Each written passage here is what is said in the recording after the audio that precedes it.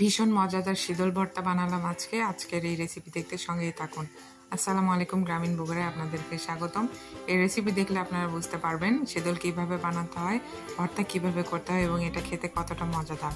আব্বু আমাকে কচুগুলো কেটে দিচ্ছে। আমাদের বাড়ির সামনে আম বাগানের নিচে এই কচুগুলো হয়েছে, খুব পরিষ্কার পরিবেশেই হয়েছে। কচুগুলো প্রথমে কেটে ধুয়ে রোদে শুকিয়ে নিতে হবে। শুটকিগুলো খুব সুন্দর করে ধুয়ে রোদে শুকিয়ে নিতে হবে। শুটকিতে কী পরিমাণ কেমিক্যাল থাকে আপনারা জানেন।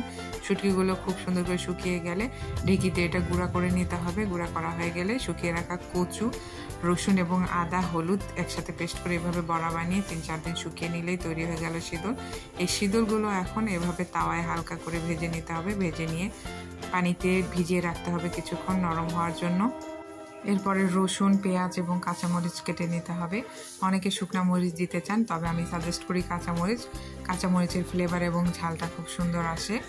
এরপরে কড়াইয়ে তেল দিয়ে নিতে হবে। তেলের মধ্যে কাঁচামরিচ, রসুন এবং পেঁয়াজ দিয়ে কিছুক্ষণ নেড়েচেড়ে ভেজে নিতে হবে।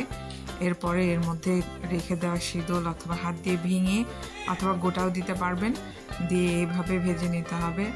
লাল লাল করে ভেজে নেওয়া হয়ে গেলে বুঝতে পারবেন ভাজা হয়ে গেছে। এর মধ্যে স্বাদ মতো লবণ দিতে হবে।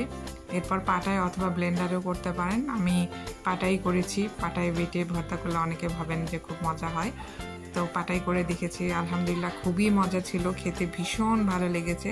গরম ভাতের সাথে অসাধারণ একটা রেসিপি।